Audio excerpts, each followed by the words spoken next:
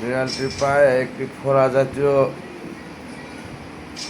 কিছু একটা হয়েছে, বোঝা যাইতেছে। এটাকে একটু দেখার চেষ্টা। দেখো একটু চাপ দিয়ে, পানি ফুনি বেরোনি, হালকা একটু চাপ দিয়ে দেখো,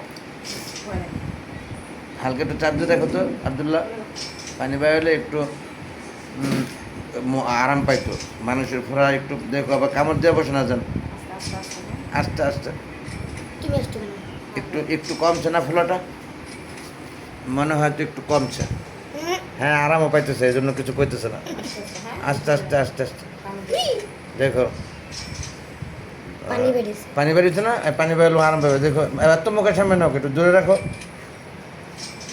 আচ্ছা, এটা আর একটি বিড়ালে অসুস্থতা দেখছেন। আমার ছেলে খুব পাকনা ছেলে তো, সেই সাথে আরেকটি বিড়াল এসেছে দেখতে, একটু ফোলাটা কমছে আমার কাছে মনে হইতেছে।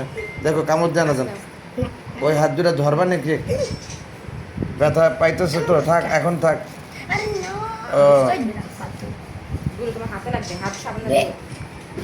এই টিস্যু ডাস্টবিনে ফেলায় দাও, কারণ একটু পানি বের হয়েছে তো, একটু আরাম পাইছে, কিছুটা কমছে আমার মনে হইতেছে। তা